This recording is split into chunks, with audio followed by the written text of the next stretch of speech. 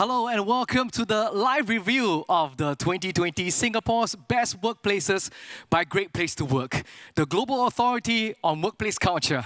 Hello, I'm Bernard and your host for this afternoon.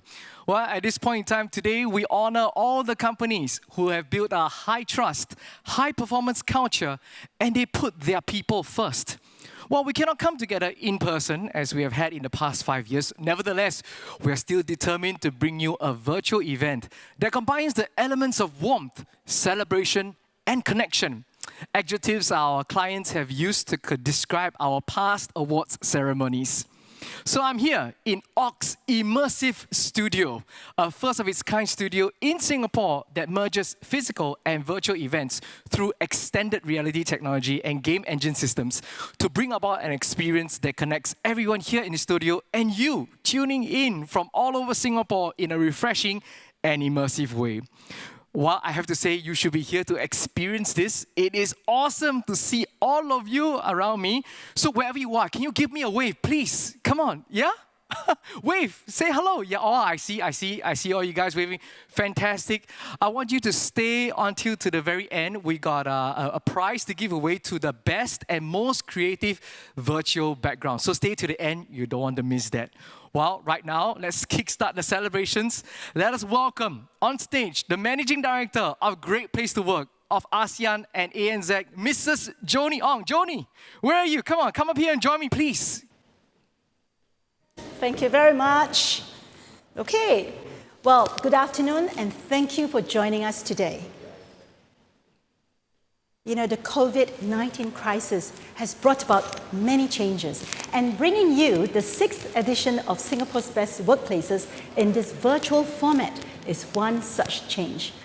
Through today's program, we will learn about how Singapore Best Workplaces with the highest level of trust and the most inclusive culture not only survived 2020, but have seized the opportunity to become even better for their business, for their people, for the world. While the effect of this pandemic has been great, truly the resilience shown by our people has been greater. We celebrate the resilience and honor the strength of the Singapore spirit displayed in this year's Best Workplaces. I want to especially thank Deputy Prime Minister Heng Keat for honoring us with a recorded speech as he could not be with us physically. But joining us in the studio is our guest of honor, Mrs. Josephine, Minister for Manpower and the Second Minister for Home Affairs. We are incredibly grateful for Minister's support, and we know that their presence underscores the important role that great workplaces play in lifting the lives of people, especially in a year like this. But first, everyone, please join me to welcome all the way from Oakland, California, the global CEO of Great Place to Work, the inimitable Michael Bush.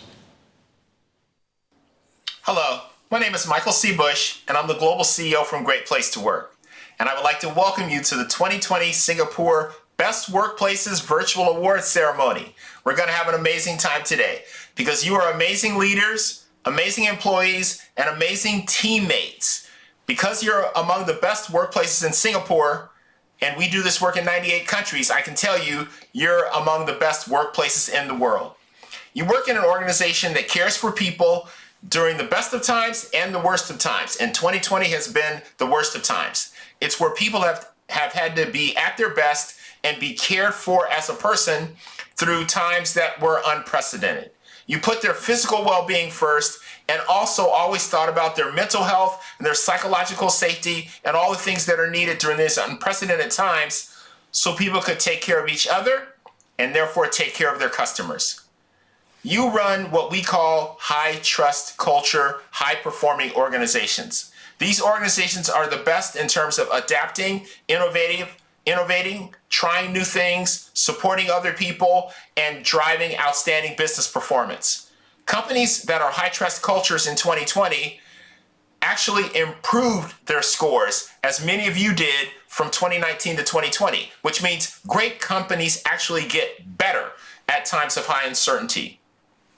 Your leadership teams are not great leaders for some, but are great leaders for all. This is what we call inclusive leadership. And you listen and speak to people in a way that builds credibility, inspires them, makes them feel like you care for them as a person, and you need them to achieve the organization's purpose. And you think about their total health, not only of them, but of their families, which takes care of them, their families, and they go home and take care of their communities too. We know we're not perfect, but we do know that when we come together in a way where we trust each other and support each other and respect each other and treat everyone the same, regardless of who they are or where they work in the organization, high performance results. So I'm looking forward to today where we get to celebrate the best of the best. Let's get started. Today, we are so honored to have Deputy Prime Minister Heng Keat join us in this special occasion. Mr. Heng Keat is also the Coordinating Minister for Economic Policies and Minister for Finance. We had the privilege of having DPM Heng with the Great Place to Work community at last year's award ceremony. So we are grateful to see him again this year, albeit virtually. Good afternoon. I'm happy to join you today to honor Singapore's best workplaces for 2020. Last year, I had the pleasure of meeting many of you live in person for this ceremony. In meeting virtually this year, we are keeping the culture of learning alive. Indeed, there's even more to share and learn in this extraordinary year. This year's ceremony not only recognizes Singapore's great workplaces, but it also recognizes the spirit of resilience, grit, and resourcefulness that our people have shown in this crisis. All parts of our society came together, each contributing what we can. Our great workplaces have done this by investing in your people, building up the resilience of jobs and workers, and making sure that employees are well taken care of throughout the crisis. Great Places to Work adjusted their methodology this year to recognize the heroic actions and bold acts of leadership that companies have taken in response to the COVID-19 crisis. Rightfully so. Not surprisingly, this year's best workplaces put the health and safety of their employees first. During the COVID-19 pandemic, they took decisive action to protect their workers while empowering them to continue with their work. I also observed two qualities. First, a great workplace remembers and respects that each of her members may face their own pressures and commitments outside of the workplace and cares for their total well-being. Some of this year's awardees send regular encouraging notes to employees, pay attention to the mental well-being of their team, and also provide counseling resources. Indeed, we must take care of our people's mental health, be it in the workplace, home, or community. The Ministry of Manpower, NTUC, and the Singapore National Employers Federation last month issued a tripartite advisory on mental well-being at workplaces. The advisory includes practical guidance and resources that employers can use to care for their employees' mental wellness. I hope this will be useful to all employers and that we can exchange many more useful approaches and ideas today. The second quality is that a great workplace is also a place that inspires and supports its employees to care about others, even in difficult times. Some of this year's awardees rallied their staff around initiatives to donate money, time, or service to others in need. Not only did these great workplaces appreciate and empower their own employees, they fostered a culture of appreciation amongst the employees for others in the wider society. It is commendable that these companies show that they are not only here to do business, but they are here to do good. It makes these workplaces inspiring organizations that their employees are proud of. I trust that all of you will pick up many more rewarding insights today and enjoy a fulfilling exchange of best practices and good ideas. Congratulations to this year's Singapore's Best Workplaces for 2020. You made a commendable achievement in a difficult year. I hope your examples will inspire other workplaces. And I thank all of you for the invaluable role you have played in our fight against COVID-19. I wish you all a great afternoon. Thank you so much, Deputy Prime Minister. Indeed, they have shown grit, resilience, and resourcefulness. Well, right now, I want to introduce to you the panel for this afternoon, which is brought to you by Cadence Design Systems. Hosting the panel is none other than Evelyn Quack, the Managing Director for Great Place to Work, ASEAN and ANZ. Over to you, Evelyn. Thank you, Bernard. Well, technology has indeed brought us here together, and we'll be joined virtually in a while by the C-suite leaders from the community of Great Place to Work certified companies in Singapore. Our moderator for this panel hails all the way from Oakland, California. Please join me once again to welcome Michael Bush, Global CEO of Great Place to Work. Hello, Michael. Hello, Evelyn. It's very good to see you. Hey, how are you doing? I'm doing very well, thank you. Very excited about today. Thank you, Michael. I believe you are like 16 hours behind us in Singapore, so that makes it 10:30 p.m. your time on a Sunday night. Thank you for choosing to spend time with us here in Asia despite the time difference. I'm very happy to do it, and I've been talking with a few of my friends, the leaders from some of your certified companies, and they're all having a good Monday afternoon, which tells me that the future is bright and things are going to be just fine. So I'm happy to have a look into the future and hear that people are inspired about what's happening in Singapore right now, and looking forward to us having a much better 2021. That's great. You know, Michael, in the studio here with me, I've got three amazing gentlemen, and they lead three homegrown organizations in Singapore, household names you're all familiar with. I want to first introduce, on my left, Mr. Paul Chong, CEO of Certis.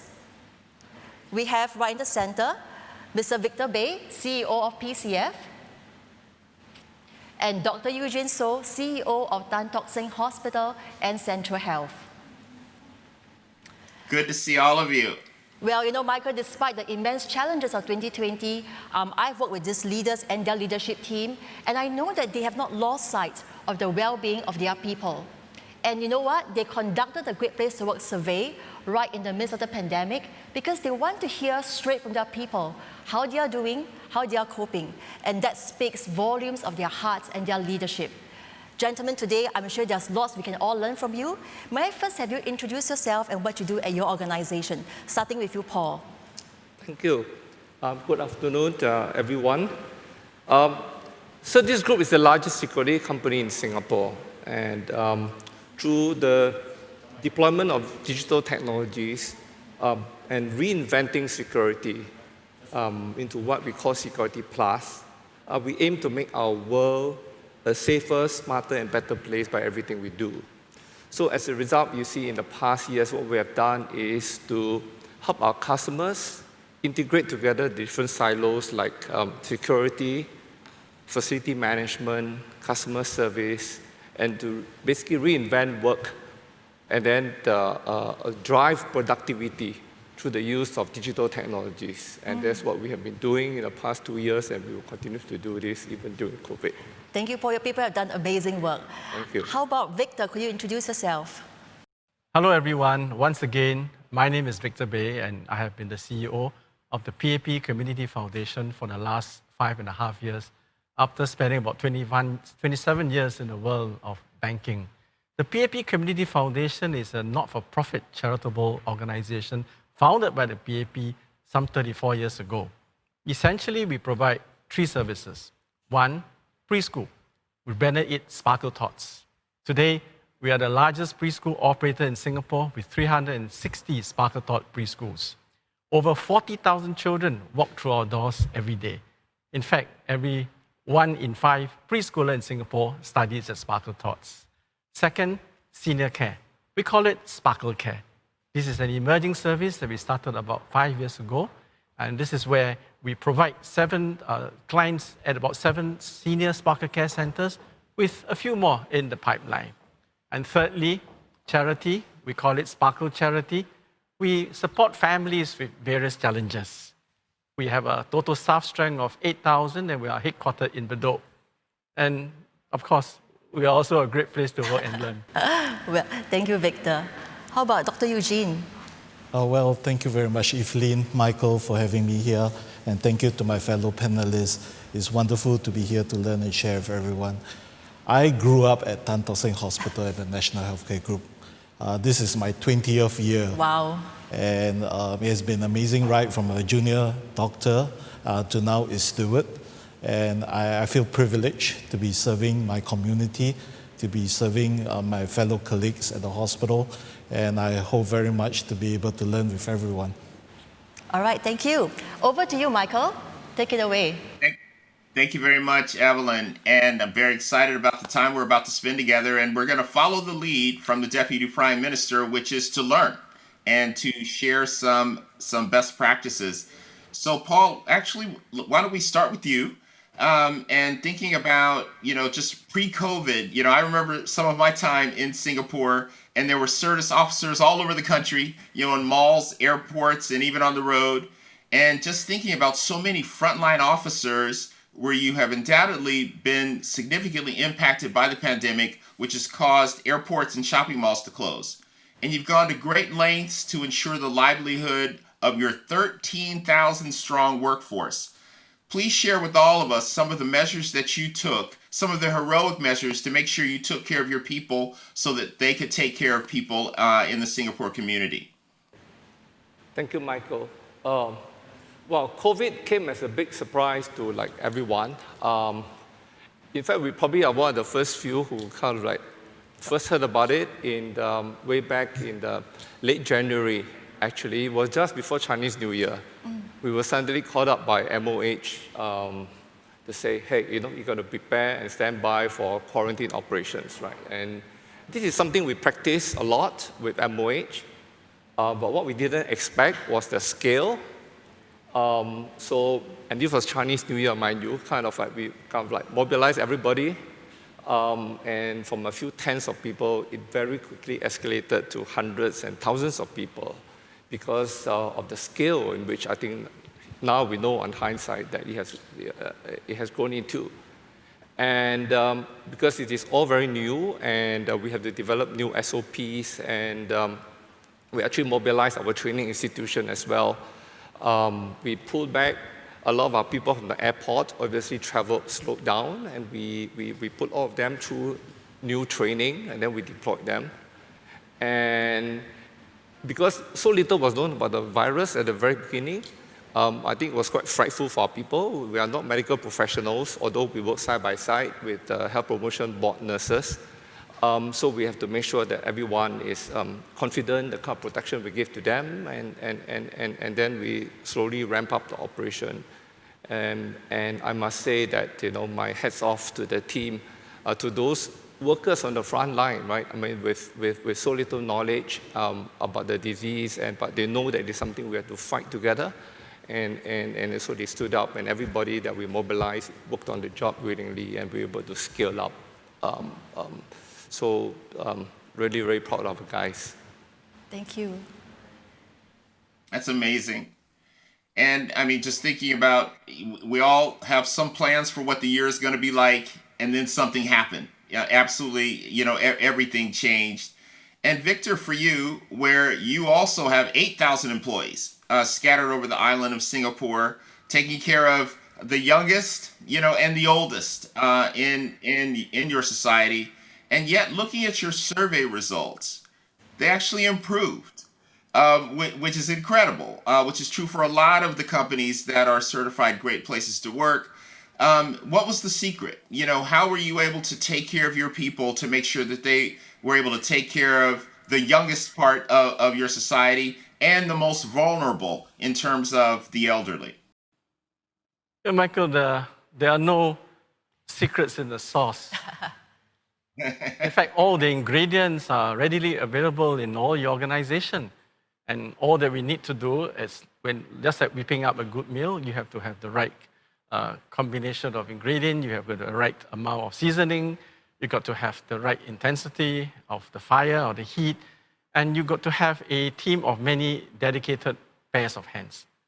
As for us, the 4 spices that we use for our ingredients are 1, an inspirational vision, 2, a yes we can bold strategy, 3, an all-encompassing and inclusive communication plan, and 4, unceasing engagement effort. And for the seasoning, we use 3 types of fire powder. Our overarching outcome of the 3 Ps, better known as Vision 3 Ps, PCF, Preferred Employer, Preferred Preschool and Senior Care, Preeminent Corporate Governance. This vision inspires and unites all of us. It is a vision by us, for us, and of us. The second fire powder we use is the 4 key strategic trusts that we have in our organization to help us to define the strategy to achieve our O3P by 2022. And the third one, it's a 1 PCF conversation where we engage and connect with every PCF staff. And every now and then we give the organization a huge stir and we crank up the heat to inject excitement and sizzle all our staff. Through some staff bonding event, we couldn't do much this year, but some of the past activities were done include a massive hunt in Sentosa. And we also smashed the Guinness Book of World Record for the largest number of people tying shoelaces in the shortest possible time in 2018. And just 2 weeks ago, we held a virtual party for 8,000 of our staff. And finally, the icing, you've got to make sure you put enough sincerity, humility, and respect in our day-to-day interaction, because this will help to cement and spice the relationship.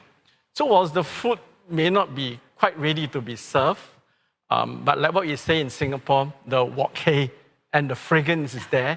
So we are confident that we are on the right track. Thank you, Victor. Well, it's late for me in Oakland, California, but I'm hungry right now. I love the ingredients. And Dr. So, at Teng Tak Sung Hospital, where you were truly on the front lines every day doing something completely unimaginable, something that people didn't understand, and learn many, many things every day, and being focused on the patient every day. How did you and your leadership team, as you think back over 2020, how did you support your employees, their mental and their emotional well-being, along with their physical well-being? Well, thank you, Michael, for the question. I first have to thank my 2 other panelists because they are out there in the community and they are keeping us safe in the community so that I have less work at the hospital. And really, the hospital is not frontline from that perspective. Our community is frontline. We are really the last line of defense for where people fall ill and they come to us. And we hope to be able to manage them well so that we can return them back to health. There are a few things that comes to mind about keeping our staff engaged and sustained during this prolonged pandemic. The first is that we have to keep them safe. I remember the first day of Chinese New Year, Minister Gan, our health minister, came to visit the hospital. And 2 days before that, we had announced our first COVID-19 case in Singapore.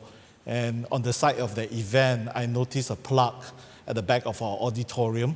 That has the names of 2 staff, Dr. Ong Hock Soo and Nurse Hamida. These were the 2 staff we lost in the SARS outbreak in 2003. That was a stark reminder to me and to leadership that our first order of duty is to keep our staff safe so that they can fight this pandemic for the rest of us. The second one is really to keep them well, because in a prolonged outbreak, it is important that we see to their well-being. One of the management meetings that we had in the early part of the peak of the outbreak here in Singapore, I remembered our head of the well-being committee coming to present to management and saying that we had too many fathers in our organization and we needed more mothers, right? We really needed to care for our staff. We really needed just to listen to them, just to hear them out.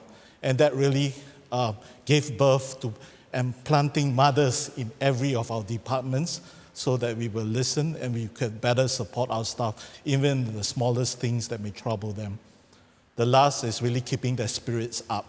And this, I have to thank the community here in Singapore because they gave us many things out of goodwill, right? A lot of food, a lot of support for consumables, even shampoo, to take a bath after our duty. I look out of my window and I see a long queue of taxis at our main lobby. And that was not a sign during SARS. In SARS, all the taxis stayed away. But during this outbreak, the goodwill and the support they rendered us so that my staff could come to work and could go home from work was tremendous. So I'd like to say a big thank you to the community. Really, we couldn't have fought this outbreak without all the support that we have received. Michael, I want to just add something. For these leaders, they're not just here on stage to say nice things. I have worked with them the past couple of months themselves, and their leadership team. They deep dive into the survey data, they ask good questions, and they truly, truly care for their people. So these are not just leaders who just speak, but these are leaders who actually acted upon what they just talked about. So they are truly leaders that care for their people. Well, it clearly shows, and it shows in their data, as is true with I'm actually joined right now sitting in a Zoom room with about 35 leaders from certified companies in Singapore who are joining me as a part of this panel, and we'll be offering some questions in the final segment of the panel. But all of you are to be commended for, at a time when many companies said, we're not going to survey our employees, you instead said, we have to listen to our employees. It's more important now than ever. And so you took the step to survey your employees, to find out about their experience, and immediately began work on what you could do to take care of them, which is what we call for all leadership. And I'd like and also just like to encourage my colleagues who are with me from the certified companies, if you have questions, please submit them to me via the chat stream, and I will make sure that I pass them on to our distinguished guests on the panel. But I would like each of you to think about as leaders and working with your leadership team, and what really stood out for you. What did you learn about your leadership and about the leadership of your team? What did you relearn? Anything that surprised you? Anything that became the most important thing that you needed to do during this time of uncertainty? If you could, think about that moment and share what you learned, I'd be interested in learning that. We've all had an interesting experience this year, but I'd like to hear certainly from each of you in terms of what you've learned about your leadership or the leadership of your team and the importance of leadership. What behaviors became the most important?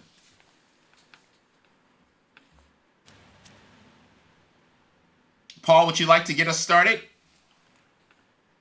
Thank you. I will say communications. There's lots of news out there, right? Some to be believed, some not to be believed. And during times like that, I think that continuous engagement with our staff and transparent communications and listening to them as well, and then helping them to cope with any stress that they may feel, I think was a very big part of how we got the whole team through this.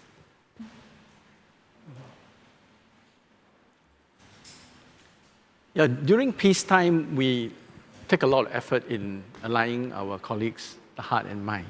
Like I say, it's like a bank account. You've got to have enough credit so that when crisis hits you in an extraordinary, non-routine situation, there's sufficient credit for us to draw down.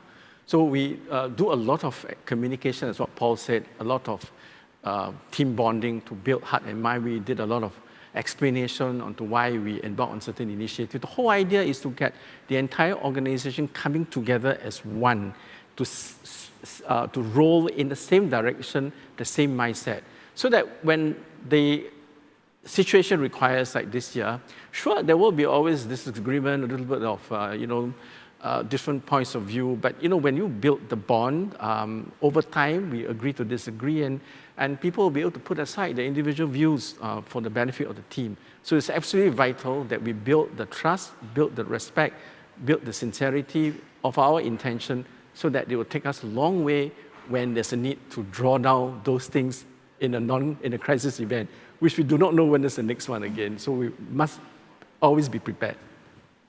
Well, I totally agree with Victor and Paul.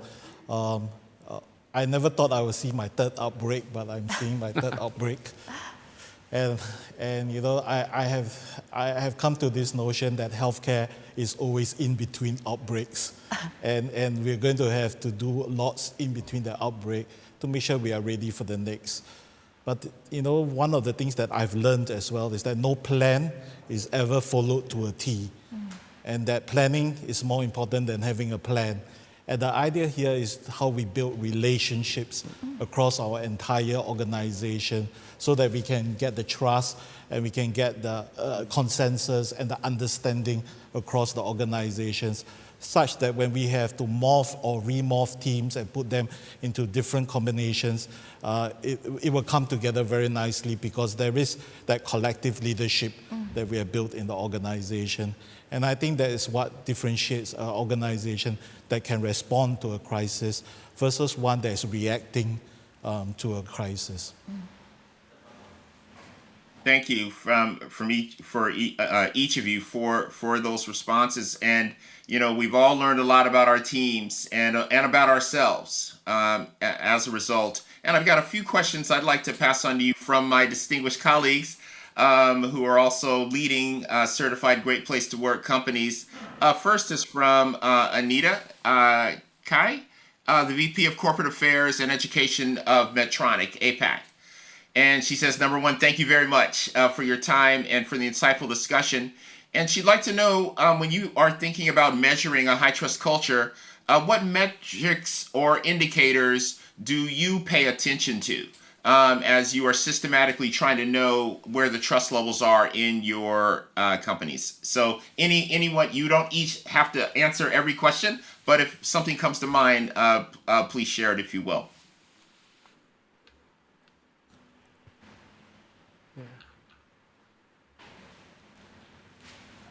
I think when things happen, it's the response of our colleagues. For instance, we had situations whereby our foreign colleagues, when they returned home, especially those from China, from the holidays at the outset of the pandemic, they were unceremoniously evicted by the landlord. And we had to frantically look for alternative accommodation. And you know, whether it's a large or small accommodation provider, they are quite reluctant to take our colleagues. So when words get around the organization about some of these helpless colleagues, some of our staff actually stood up and offered to share rooms. So it is this kind of response, and it may not be headline grabbing, but nevertheless, to me, these are heroic acts of kingship, of compassion, of unity, of others over self that is so important. It doesn't matter whether the colleague is from Philippines or Singapore, or from China, they are really looked upon as one of us. So the kind of trust, that we built around the organization, that I can trust a colleague who, well, they may come from China, but I'm comfortable to have him share a room with me. So this is really, really commendable. And this, when I think of it always brings a smile to my face.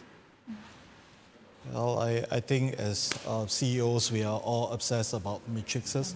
One of the best ways to learn is to learn with Great Place to Work.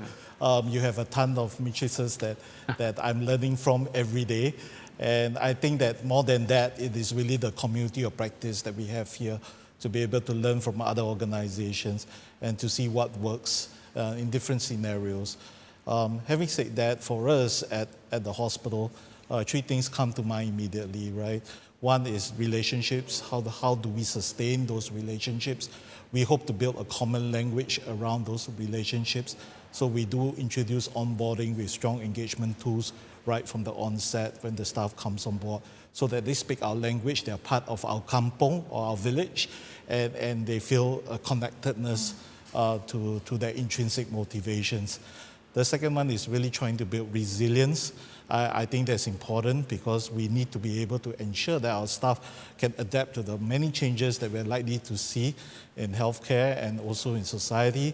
So we need to make sure that they have enough to be able to learn, unlearn, and relearn the type of skills and knowledge that they have.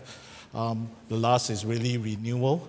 We need to come together as a system to be able to redesign our business or redesign our care for healthcare and to add the necessary technology to enable the staff and to also then look at the workforce transformation.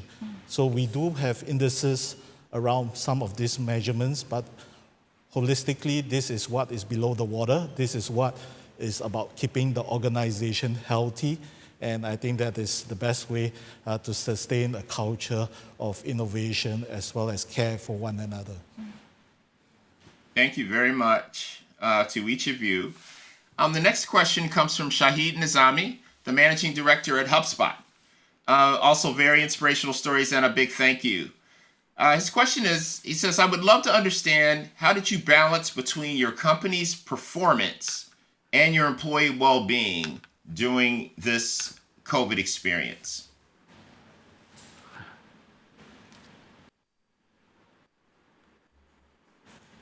Well, maybe let me try to take that. Yes. Well, that's a tricky question to ask because obviously, you know, as a company, we have to make profits. And but I think the values of the company is very important in a situation like that. It is what you believe in, and being a service company, we won't be providing any service if we don't have any people. So the people must come first, and these for Certis at least, you know, it's embedded inside our value system, right? We have two very new values that we recently added, right? We have care, right? Being caring and really looking after the well-being of our staff. And we also added another dimension of safety. And these two factors become very, very eminent during this period because everything that we do revolves around making sure that our staff, right, can go to work and come back safely, go back to their homes, and also making sure that, you know, their well-being. Sometimes it is the family at home that is stressed, you know, not the staff. And we have to look at all the various dimensions. Obviously, all this is going to cost us money. And for us, I think that must come first because this is a system that we have built up over the years, and all our customers know that.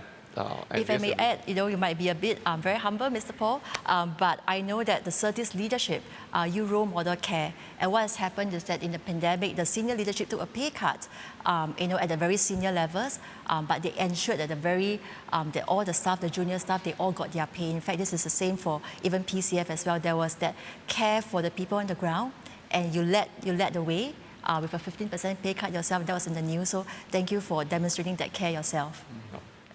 Thank you. And we have a question from Jessica Simpson, the Human Resources Lead from Amgen Singapore. And her question is, what did you do to create a culture where people felt safe enough to speak up about what they needed, whether it be at work or what they needed personally? During this challenging time, how did you create that emotional and psychological safety so you could listen to what people needed, so you know what kind of care you needed to provide for them? Thank you, Michael. If I can jump in here, this is very close to my heart because we've been working on this particular dimension for the last maybe 3 years now. Okay. And I would say that the one biggest factor in this is inculcating in the leadership what not to do, right? Because it is easy to encourage people to speak up, but if the way they get responded to, right, is in a very negative way, then they're going to shut up. And so for the past 3 years, we have spent a lot of effort trying to get the leadership to be very careful, because it's not always they put a mirror in front of you or mic your own responses, whatever, right? But getting the leadership to be always very conscious of how they're going to be read or how they will appear to a staff is very, very important. And I believe that is one of the biggest driving factor for workplace psychological safety. This is something we have been building prior to COVID-19. the last couple of years, we have been creating that bonding between ourselves and expressing our intent and getting everybody involved in transforming PCF. So the trust relationship has been built. And with that, when we come to a situation like that where staff need to be able to share how they feel, particularly, they are concerned about the well-being of themselves and everybody else, they will not be that fearful. There will still be a certain amount of concern as whether should I be speaking about. But I think with the, like I said, the credit bank that we have built up, the resistance level is much lower. And my leaders and myself, we cannot go down to the ground because, of COVID, but we spend a lot of time communicating with them through video, through Zoom and all that, encouraging them, and even a phone call away. So I think that's critical. And over time, slowly, once your intention it's clear and you're very sincere about going that, the staff will be able to see through that. When they see through that, the feedback and the fear of speaking will subside over time. It takes a while, no doubt, but I think we got to press on and hopefully with more encouragement from senior management, we should be able to get more on the feedback from the staff. We need that because if the staff is not telling us how they feel and what they need, we wouldn't know. And then at the management level, we'll be implementing things which you think is good for the staff, but it is not necessarily what the staff think is good for them. So it is vital that we must put two of us together hand in hand and then come to a common initiative, a common idea to push forward. Additionally, in healthcare, we have very stiff hierarchies, right? You have the professors all the way down to the frontline staff. And for me, I'm still on this journey because psychological safety is one of the challenges we have in our organization. 6 years ago, when I took office as a steward, one of the things that I did was very much to have skip-the-line conversations all across the hospital. I have today met about 7,000 of my staff face-to-face, such that there is a face to this title, right? There is that trust and that familiarity when you speak with them. I am also keen that we build leaders at all levels of our organization because it's always the middle management that holds it all together, that really builds the trust in the organization. And for me, they're the group that I would focus on, and I will really empower them to go out there and support our frontline. Yep, without psychological safety, there is no trust. So thank you for those responses. I have another question from Keat NG from Certus Cisco. Also, thanks all of you for taking your time to share with them today. And he would like to hear from you about what you do in your companies to tap into new ideas and innovations to overcome a crisis like COVID-19. What kinds of things did you do to make sure that you were hearing from the people? And we would say a great place to work, all of the people, to get ideas on how to improve their work or the work that they were doing for customers or patients.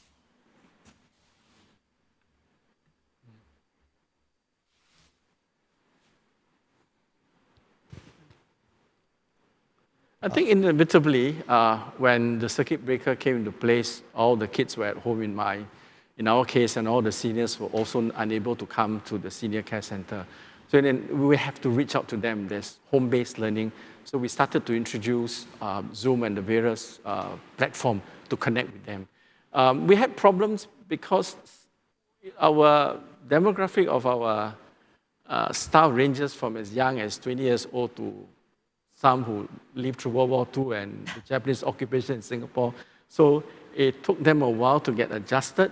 But kudos to them. They embraced the changes in technology, and it was quite a sight, when I see the younger colleagues teaching the older colleagues how to navigate the computer system to connect with the children, with the parents, and with the seniors who are at home. So it's our own version of intergenerational bonding within the center. And that tells me that we have to accelerate our digitization plan. So one of the key things we're doing this year and the next few years is to accelerate that plan because, we saw how we had to scramble to get all these things in place. We did it at the end, but it was quite a scramble. And surely, you don't know what's going to hit you next. In any case, when nothing hits you, it is important also for us to get wired up, because that increases productivity, that allows us to work smarter. And when we do that, we have more time to spend on looking after our kids, the seniors, as well as to care for our staff.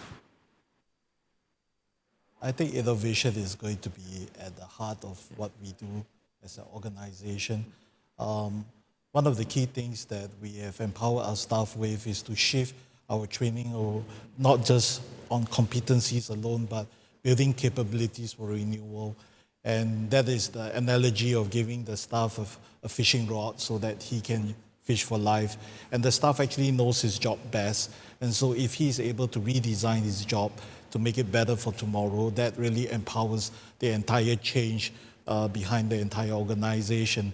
So I do believe that we all have three jobs, right? To do our job well, to do our job better in order to do our job well, and do our job differently in order to do our job better. So if we can look at it holistically, I think we will have very meaningful jobs in time to come. But I remember when I toured Tan Tock Seng facilities, you have a very impressive innovation hub. Yes, that must be, you must share with the audience how that facility is innovation as well. So we believe in co-learning in innovation. The idea of co-learning is that you learn and you do at the same time. Mm-hmm. You also learn across borders with industry, with academia, from other industries, right? To be able to bring together the best innovations. So the innovation center that we have is a purpose-built 9-story innovation center for healthcare here in Singapore. We work with 39 partners, both local and overseas, to bring together all the thought leaders, as well as to empower a faculty behind the equipping of our staff with the innovation mindset and the tools for them to build tomorrow's care. That was an impressive facility that enabled learning, experimentation, all at one place. That really was a great place to go. We must go and see more. Thank you. Yeah, if I add on to this, I think one of the thing about innovation is how can we create an environment, not just a physical space, but where the staff actually has space, in all meaning of the That's word, right. to actually do the experimentation. And one of the two obstacles we found was that they don't have a lot of time. Okay, and neither do they get a lot of money from us.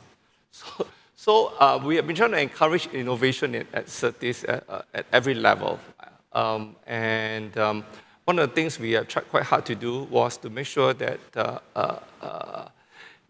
the time is actually set aside, right? And that there is room for you to time out and to really think about problems, because a lot of time people are chasing after their KPIs and a lot of stuff to do, right? And you ask them to really take a step back and look at the problem in a holistic manner.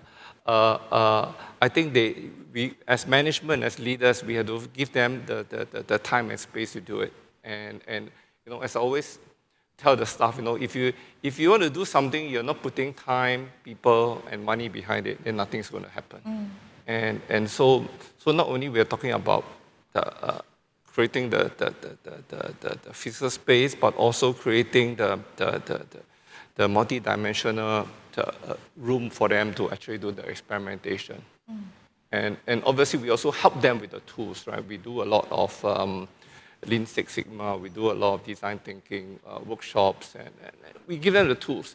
But as I always explain to the staff too, that you can teach someone how to use an oven, but what we want them is to bake a cake and not just know how to operate the oven, and that's not good enough. Yeah. And so I think it's a continuous journey.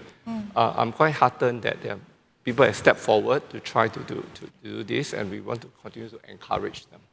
So at Great Place, we have an innovation index where we measure not just about the physical space, but also the psychological space for people to try to experiment and to feel safe to even fail, to celebrate doing new things. Yeah. And in that way, we can see over time how employees can flourish in different environments. Yeah. What do you, Michael? Okay, well, thanks to all of you, and I'm sorry we're out of time. And I have many more questions in the chat stream, so I'm really frustrated. But it says that the panel is doing such a remarkable job that you really got the ideas flowing.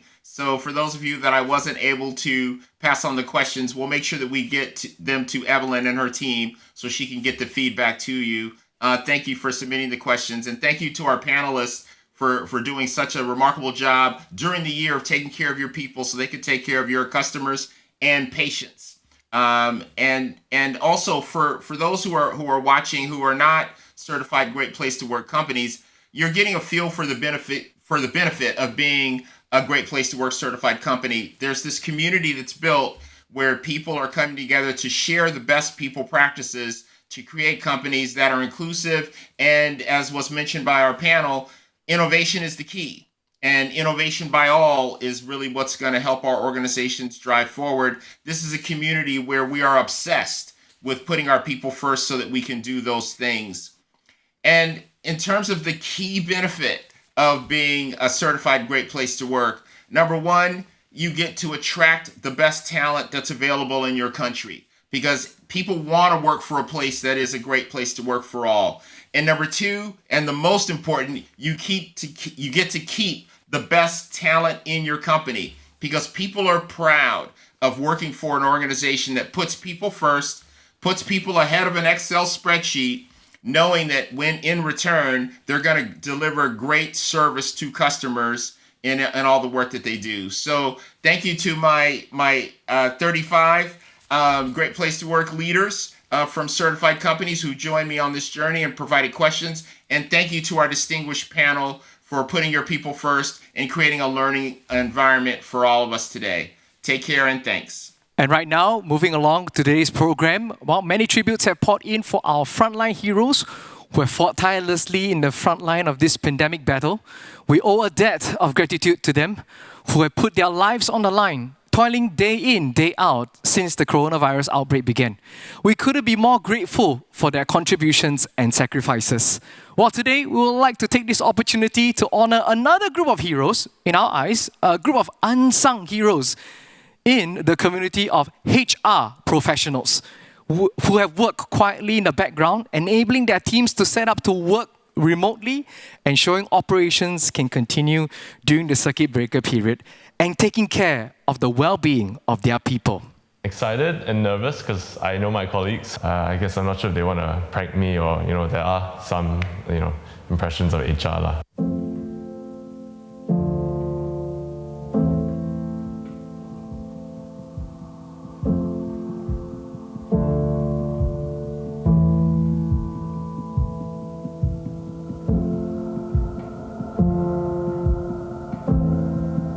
You are non-essential.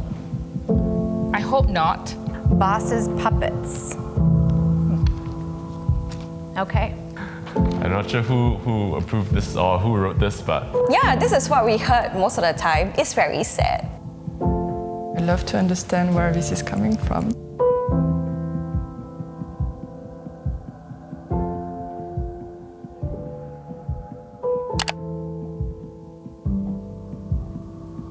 Can I go ahead? HR usually ignore most negative feedback and pass it off as a one-off. Okay, that's not very good about HR.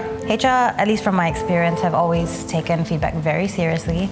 HR is supposed to ensure that, we understand the concerns of the people and how to help them feel happy at work.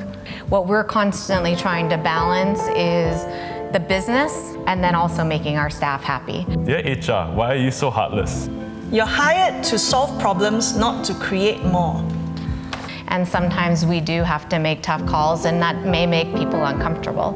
And so that does sometimes hurt our feelings, but it's something I've gotten used to.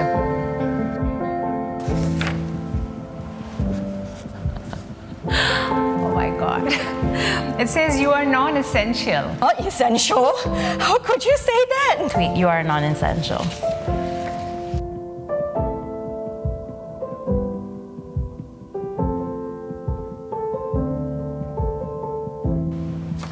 I mean, we work really hard, but obviously that's not how other people see us. I think with all the efforts that we have put in just to mobilize people and ensuring that they have a place to stay. Yeah, I think the pandemic this year has probably been, in the word of my colleagues, the most challenging time they have faced as HR professionals. Ensuring that people go back, pack their bags at noon and then come back by midnight, and us trying to figure out where to get the hotel for them to stay. I think if we are non-essential, they wouldn't have a place to stay.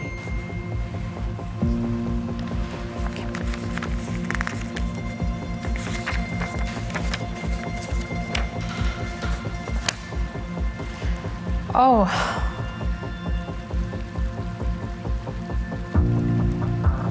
Thank you, Jason, for being the embodiment of warmth, humility, and empathy that humanizes and transcends our HR team's mission. Sincere thanks on your dedication. You all work tirelessly during these uncertain times. It has been said that great HR will help guide organizations to navigate shocks. It's in times like these that the strength and resiliency of an organization is tested.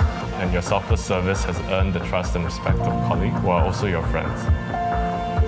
Thank you for always keeping us in high spirits. And all of you in HR have been the critical backbone in enabling us to do so successfully. Wow. I like that note. Oh dear, I just somehow controlled myself that I should not have my emotions, because this is very nice. Taking care of people is not something easy. Because we are part of that process. I think HR is maybe misunderstood because people just think it's admin, but really it's really related to the entire experience of the employee. I think at the end of the day, we just don't want to be perceived as the bad guys. To all HR practitioners out there, having a sense of purpose. You guys really add value. Go out there, and be seen and be heard.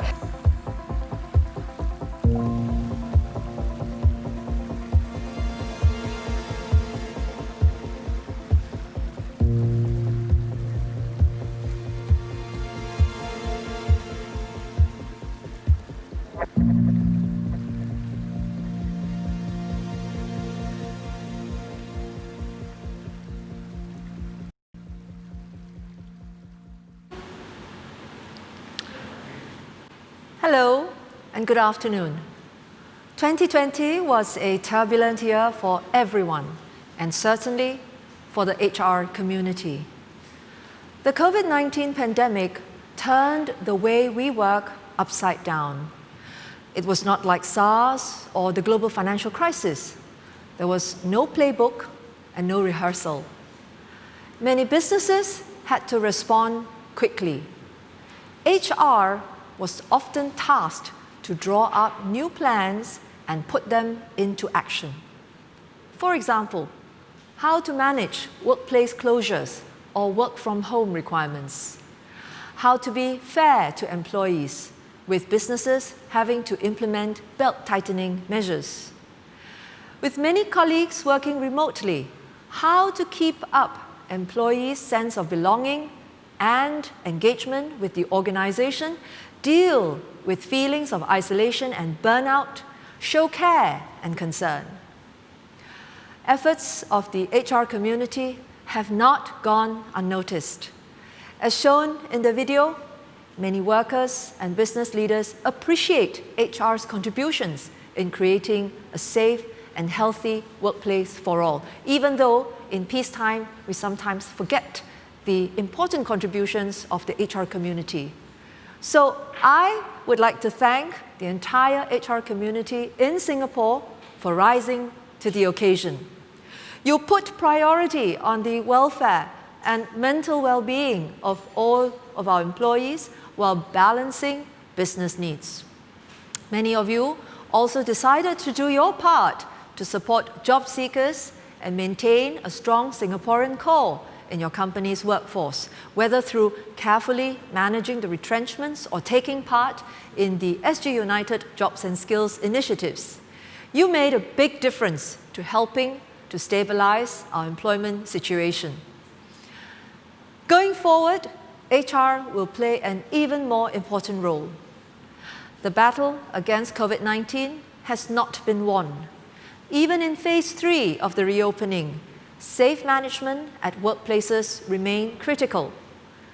Remote work has become the new norm. It will challenge your organizations in how to build corporate culture and a sense of shared values. Business transformation has been accelerated, and along with it, the types of jobs and skills in your companies to stay relevant and succeed. The Ministry of Manpower sees the HR community playing a vital role. You are the bridge between the past and the future. You hold the keys to unlocking the human potential that helps the businesses scale new heights. At the same time, your employees continue to look to you to be their voice, to secure for them fair treatment and a pathway to progress with the company. As we head towards 2021, I seek your support to always put people at the heart of everything you do. In every workplace, strive to be more progressive. In every workforce, strive to be more inclusive. That way, we can all emerge stronger together. Thank you. In Singapore, this is the 6th year that we are recognizing best workplaces in Singapore. What is a great place to work? A great place to work is one where we can trust the people you work for, have pride in what you do, and enjoy the people that you work with. At Great Place to Work, we take pride in adopting a rigorous approach in curating our list of best workplaces. A spot on our list cannot be bought. Our selection of best workplaces starts with the employee experience, measured via our Trust Index survey. Further, companies complete a culture audit tool for us to evaluate each organization's approach to creating a great workplace for all. Given this unique year that we are in, and in recognition of the great disruption that leadership teams have had to confront due to COVID-19, we at Great Place to Work adopted a different methodology in curating this year's best workplaces list. For one, we focus our culture audit on one question. We ask participating companies to tell us about the bold acts of leadership your organization has taken in response to the COVID-19 crisis to create a great workplace for all, for your people, in your community, or in the world. In 2020, our evaluation gave a greater weightage to companies' culture audit submission as we wanted to recognize organizations' heroic acts in response to the COVID-19 crisis. Additional weighting was given to organizations who were managing large number of workers on the front line, including those in the critical service industries, manufacturing, and healthcare. We want to recognize the workplace realities our frontline heroes face day in, day out, and their sacrificial contribution in this pandemic season. Right now, we move on to the Resilience Award. Tan Tock Seng Hospital was first into this outbreak and will be the last out of it. From the front line, they will become the last line to keep our community safe in transiting out of the pandemic.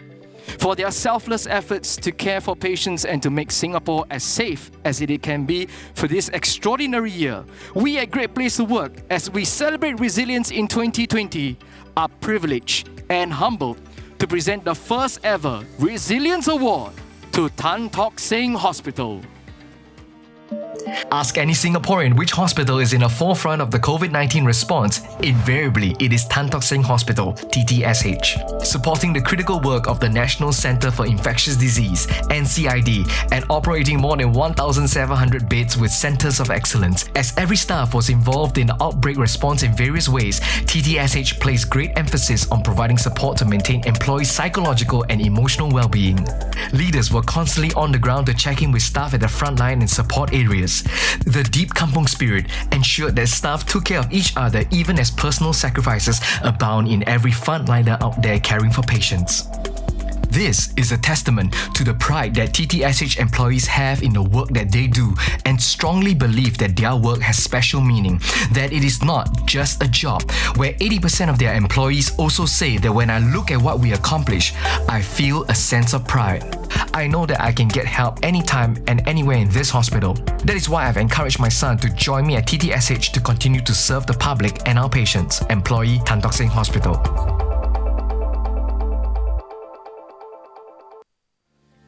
And of course, receiving the award is none other than Dr. Eugene So, CEO of Tan Tock Seng Hospital and Central Health.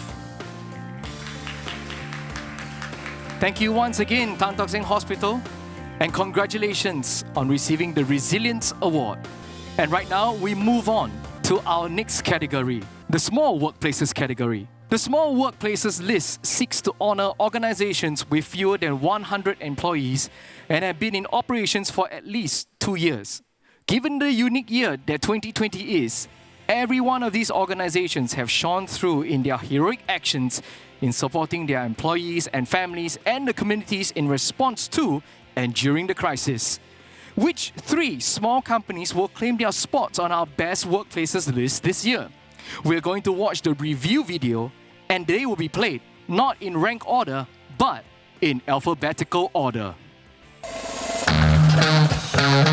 Cadence, a multinational electronic design automation software and engineering services company. Cadence software, hardware, and IP help turn design concepts into reality. To navigate the extreme challenges presented by the pandemic, Cadence led with their one-team values to keep their employees and communities safe and to create a great workplace for all. Cadence maintained a high level of productivity in a virtual environment by providing timely updates for a new centralized internal website, adopting fully virtual techniques and processes for recruiting, hiring and onboarding, and training staff on new collaboration and video conferencing software. Cadence encouraged employees and train managers through toolkits, programs and webinars to adopt a highly flexible approach to work and personal life to accommodate the changing work environment. It is no wonder 100% of their employees say, "I would strongly endorse my company to friends and family as a great place to work." Management involves people in decisions that affect their jobs or work environment.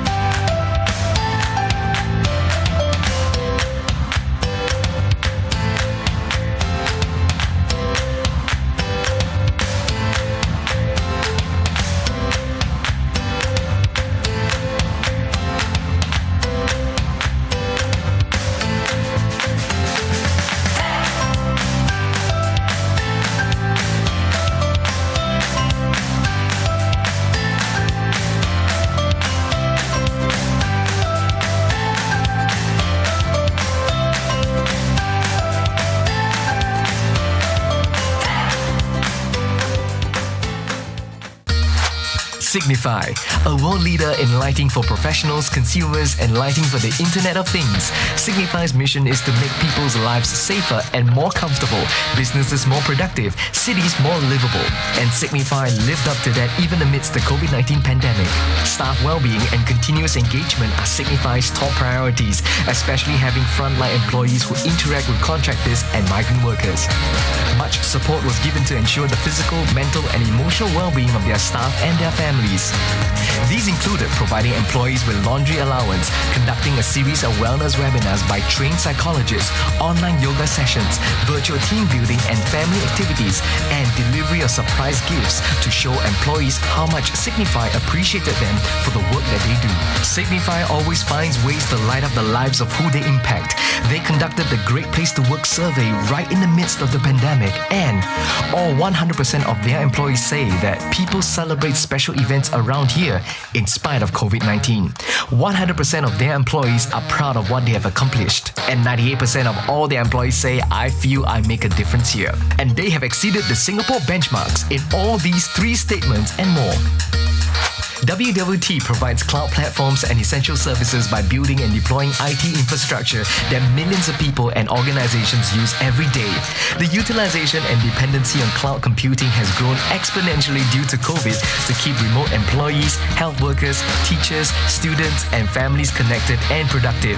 Communications to employees were intentional and regular in providing guidance, updates, and reassurance on the rapidly changing situations. On-site employees work 33 hours instead of 40 hours hours due to staggered work schedules to keep them safe with no reduction in pay or benefits. All frontline employees were given additional monthly incentive pay and an extra 5 days of paid leave. With all that WWT is doing for their employees, it is no wonder that 96% of WWT employees feel secure in the belief that management will lay people off only as a last resort. 98% of WWT employees are proud to say our customers would rate the service we deliver as excellent. Hi, I just wanted to take a minute to sincerely thank our entire Singapore team for an incredible job this year. You've just done an amazing job working through some very challenging situations as we've all dealt with the global pandemic and other macroeconomic issues. You have continued to perform and persevere through so many challenges, so I want to say thank you.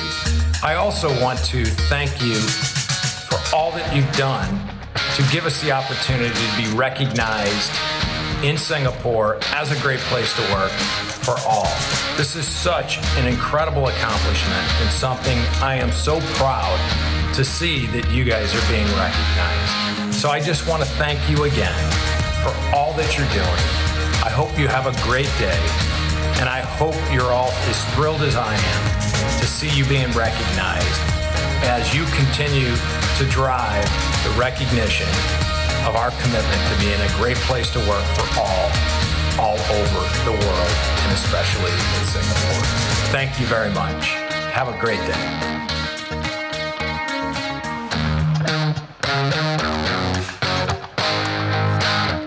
Well, we are very excited to have the employees from our top 3 small workplaces joining us live in the studio virtually today. Well, hello everyone. Welcome to live review of 2020 Singapore Best Workplaces. Whoa, can you make some noise? Wave. We feel your presence right here in the studio.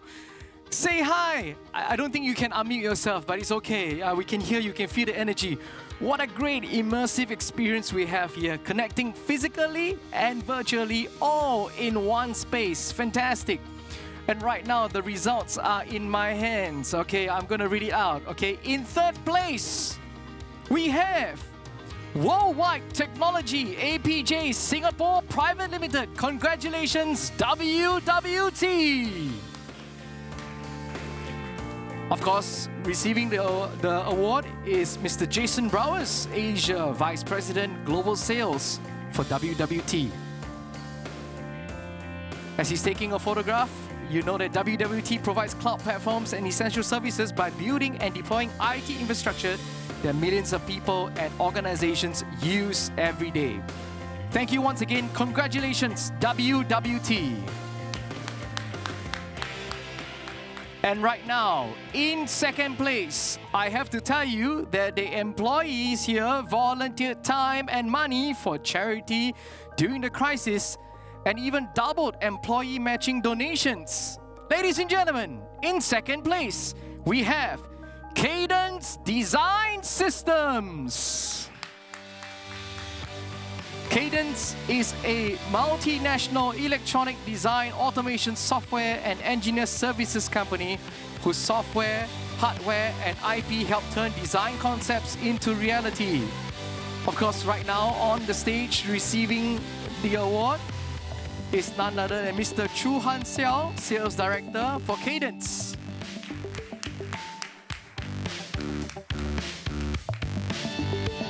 Congratulations, Cadence. And right now, the top position goes to Signify. Indeed, a world leader in lighting for professionals, consumers, and lighting for the Internet of Things. Let's welcome on stage Mr. Jitinder Kurara, General Manager.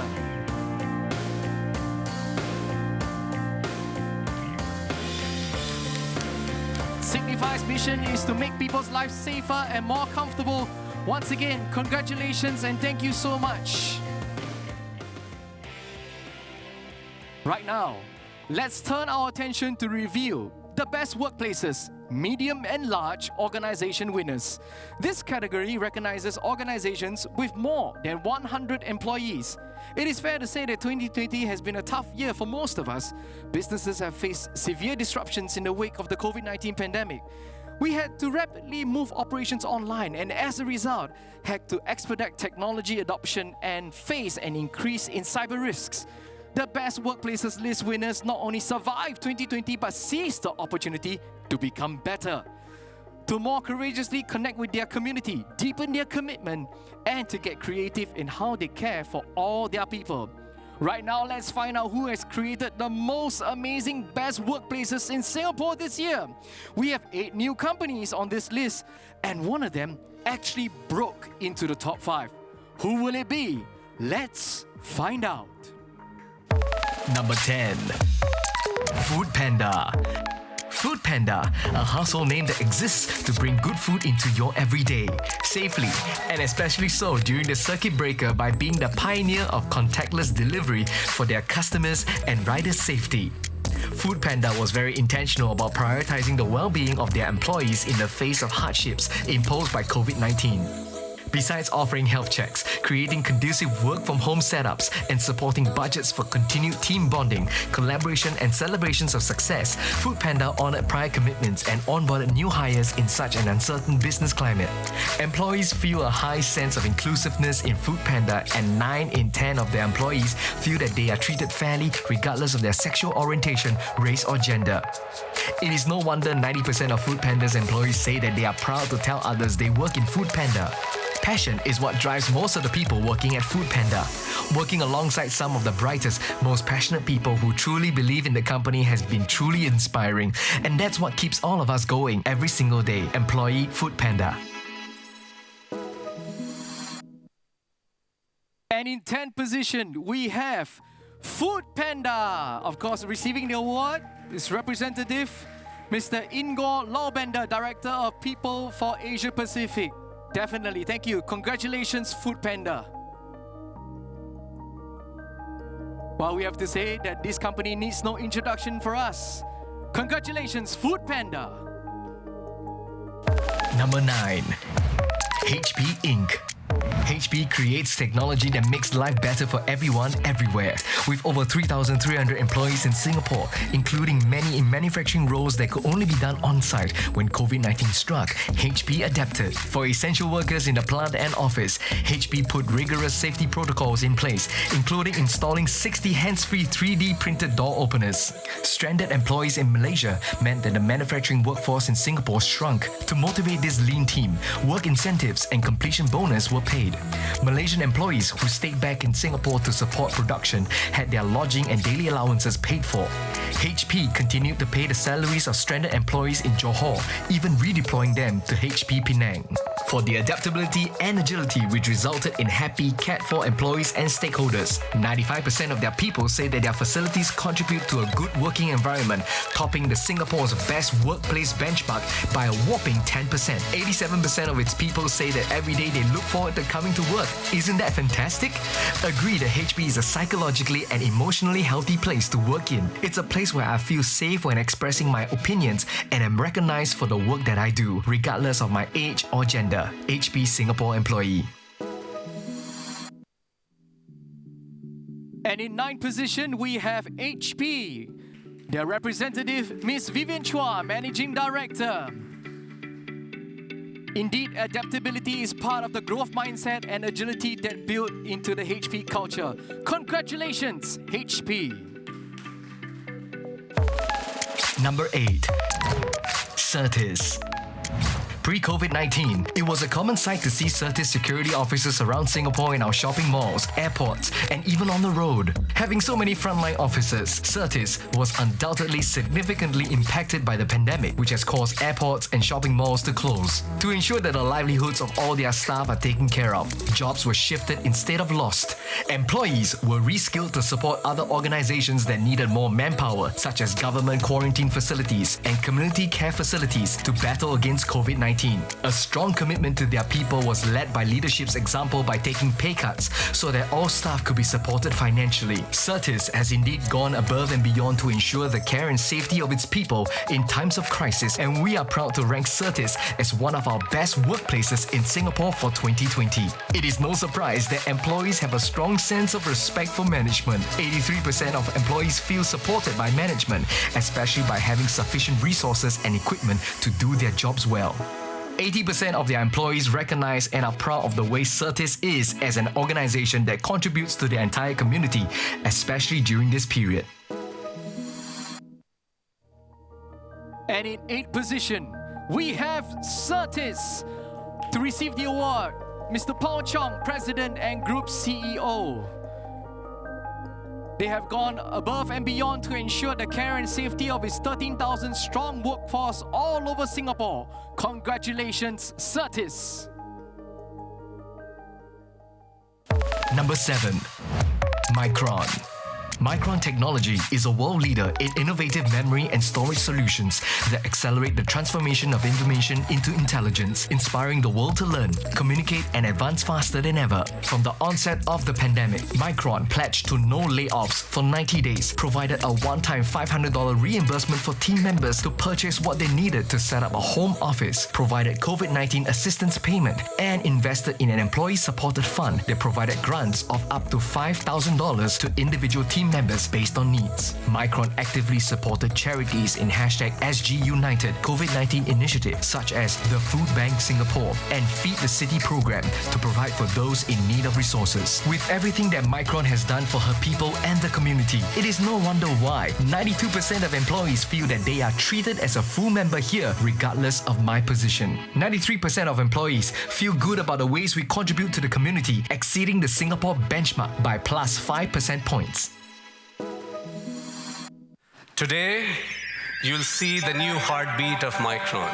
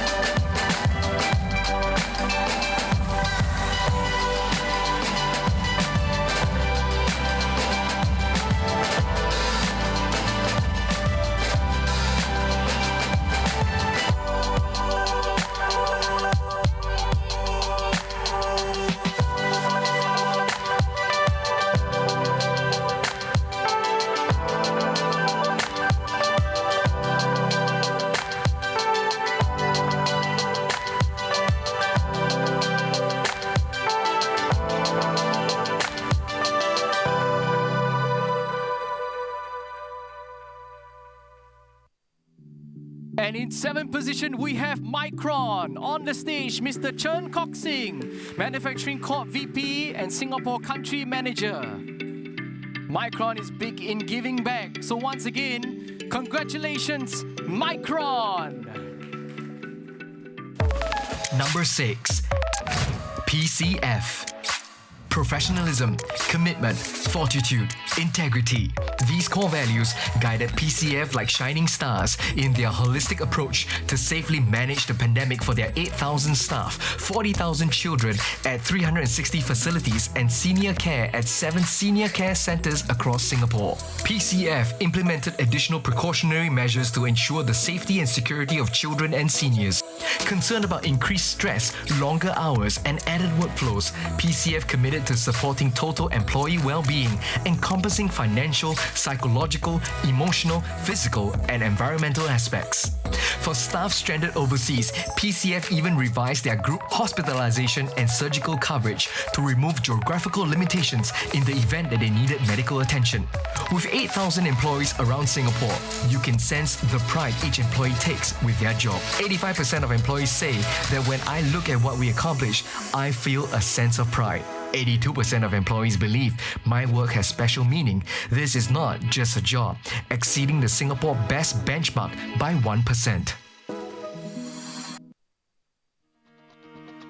And in 6th position, we have the PAP Community Foundation. And their representative is their CEO, Mr. Victor Bay. Once again, fantastic job. Congratulations, PCF. Number 5. MGen. MGen is committed to unlocking the potential of biology for patients suffering from serious illnesses by discovering, developing, manufacturing, and delivering innovative human therapeutics. As an essential business and key manufacturing facility, COVID-19 presented many challenges to MGen Singapore manufacturing. It had to keep operations running, ensure that its 650 staff and external workers are safe, healthy, empowered, and engaged, and quickly establish a robust business continuity plan to ensure reliable, uninterrupted supply of medicines to their patients. Keeping only essential staff to support critical on-site operations, 50% of the workforce were transitioned to work from home, ergonomically outfitted for optimal productivity and safety. Allowances were given to offset increased utilities and broadband access. In support of the community, MGen donated $100,000 to the Courage Fund and $50,000 towards Touch Community Services. MGen's dedicated support of their people and the community in spite of such trying times can be seen through the testimony where 97% of its employees say that people celebrate special events around here. 94% of employees say that I feel good about the ways we contribute to the community.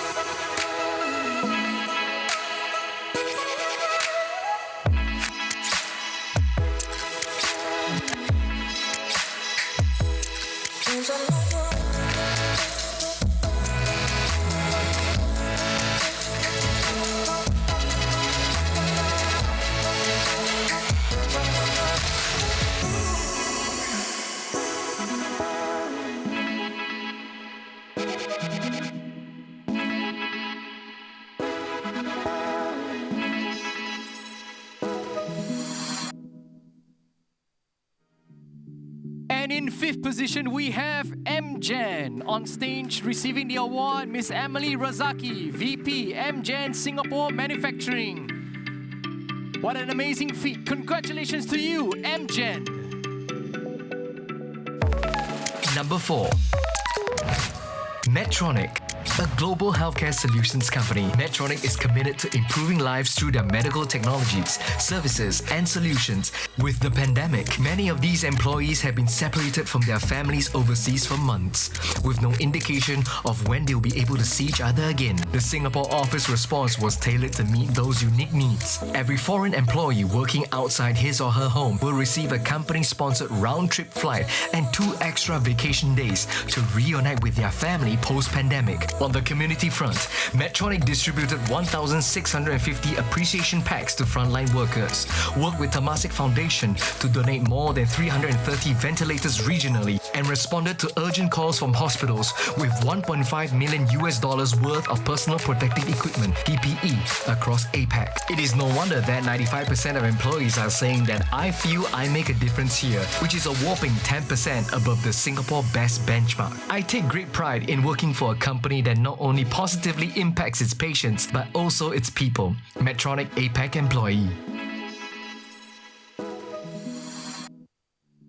And in 4th position, we have Medtronic. On the stage to receive the award, Miss Jennifer Cho, VP and Managing Director for Singapore and Malaysia.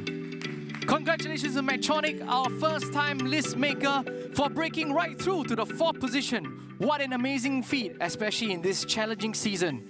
And congratulations to all our winners. We are so honored to recognize you for what you have done and how you have chosen to pull through for their people and communities. Right now, the top 3. Only 3 organizations left. Who will emerge as the top winner for 2020 Singapore's Best Workplaces? Let's find out as we let the video roll. Cisco.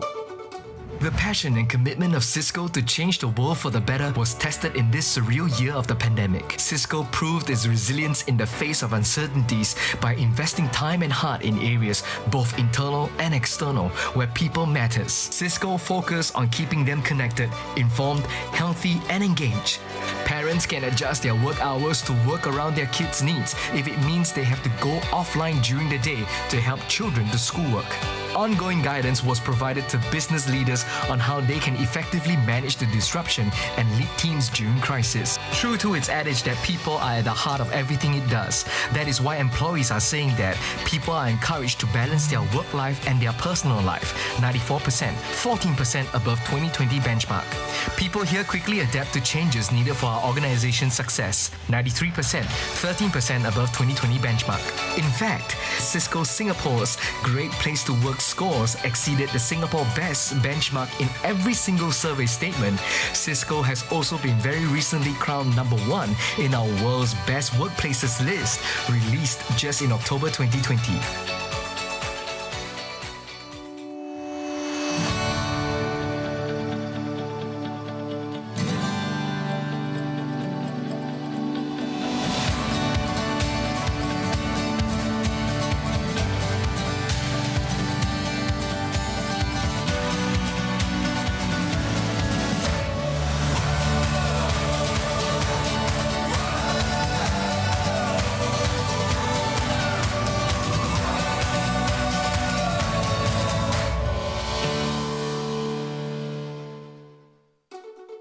DHL Express. DHL Express is an international courier service in Singapore that provides a customized door-to-door logistics solution for businesses and end customers. In this extraordinary year of the pandemic, DHL Express Singapore rose above all the chaos and uncertainty to emerge a hero to their employees, customers, and the community at large. Setting aside business worries, the company put the employees' welfare and peace of mind up front by committing to no pay cuts or retrenchments. Salary increases and bonuses were paid on time, and resources such as desktops and IT equipment were expediently delivered to desk-bound staff who had to work remotely from home. It is no wonder that 97% of employees confirmed that they are working in a great workplace in spite of such challenging times, where they are ahead of the 2020 Singapore Best Workplaces benchmark by more than 15% on 12 out of the 60 statements that makes up our trust index, including management involves people in decisions that affect their jobs or work environment, 96%. Management shows a sincere interest in me as a person, not just an employee, 95%. DHL Express, you are truly a workplace hero.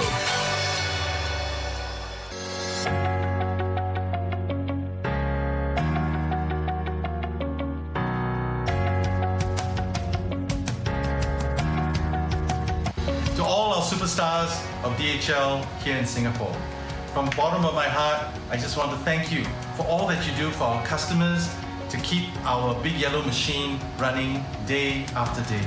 You've truly been a lifeline to many lives and livelihoods and have really fulfilled our purpose of connecting people and improving lives. From the bottom of our hearts, we are so very proud of all that you do. Thank you.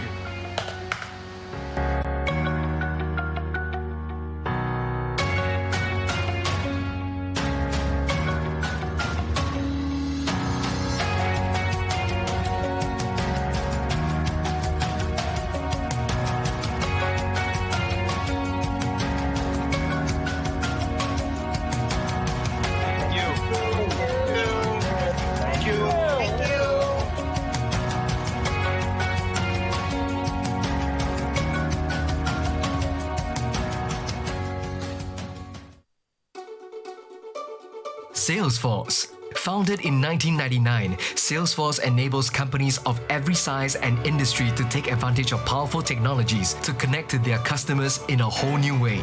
Through this year of fast-evolving, high-anxiety situations and daily management challenges, Salesforce was intentional about equipping leaders to lead with trust and empathy to enable focus and contribution from the people.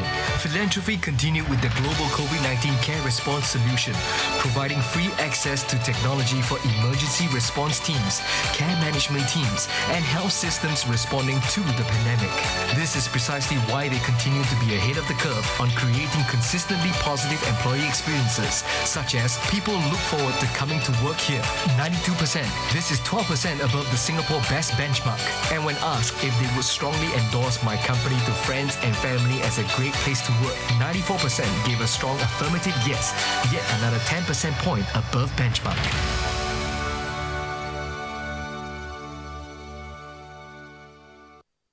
Wow, wow, wow. You've seen that video, and that was done in alphabetical order. The results are in my hands. I'm very, very excited right now. But once again, we are very excited to have the employees from the top 3 medium and large workplaces joining us live in the studio virtually. Okay, guys, you got to wave. You got to, oh man, so many people. I can see it on the screen right now. Welcome, welcome to live review of the 2020 Singapore Best Workplaces. Whoa, I can see that they're making a lot of noise, but we can't hear them. But that's fine, okay? Right now, I have the big review. I'm going to make an announcement right now. Get ready. In 3rd position, we have Salesforce. I have to tell you, they are a list maker since our inception. Through this year of fast evolving, high anxiety situations and daily management challenges, this company is still recognized among the top 3. Fantastic.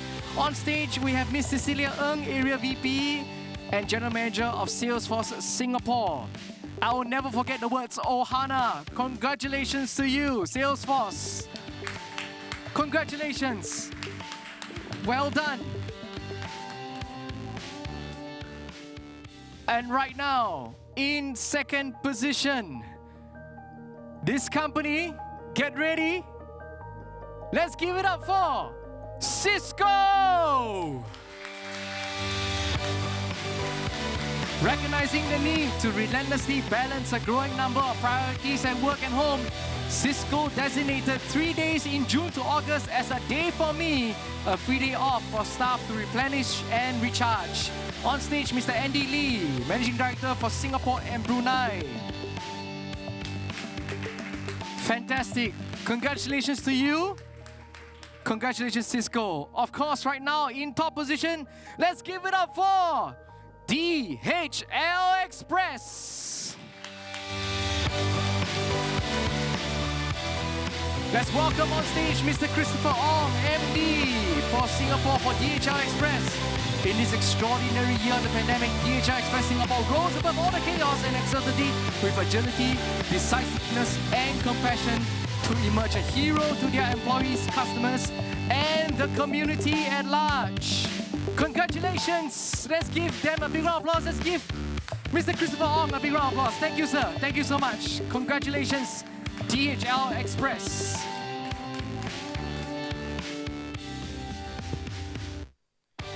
And right now, I will make my way on the stage. Minister, mind if I stand beside you? Joni? Okay, right now, at this point in time, we did mention that early on in the program, we asked that you stay to the end, and we are going to crown the winners. That's right. Okay, so I'm going to get the announcement for the winners for the group and the company with the best virtual background. Somebody's going to shout to me, I got the name. Are you ready? We got a gift for you. The company's Medtronic. Medtronic, fantastic virtual background. Can we pop them up on the stage, on the screen? Let's see Medtronic as they show me their virtual creative background. And let's see it right now. Okay, there you have it. Okay, fantastic. I can't really see, it's a bit far, but it's fine. I'm sure it's very creative and my judges have done a great job. Awesome, congratulations. And also we have another competition about #MyCompanyIsBetterThanYours. We hear you. We know that you're very proud of your company. You are going to hear from us very, very soon, okay? We promise you that. Well, now it's time for us to end today's program. What a wonderful time it has been to hear how each of the top 14 winners has made a significant impact with their employees and their communities. They have earned their position in building high-trust, high-performance cultures in their organization, and they continue to shine in turbulent times. The ultimate story of this year's Best Workplaces is one of hope. They showed us that work can be so much more than just a job. A great workplace is a harbor in the storm and a force for positive global change. Now, we want to thank you, all of you, all the companies here. I'm going to flash the screen for all our event partners, our sponsors. Thank you so much for making this possible. And of course, thank you. Thank you, all of you, for tuning in and celebrating these 14 companies who are forging the way in being better for business, better for people, and better for the world. Until next time, we wish you and your family happy holidays. Stay safe and healthy. God bless you. And cut. It's a wrap. Oh, I've always wanted to say that. Look at the beautiful studio. You should be here to join us.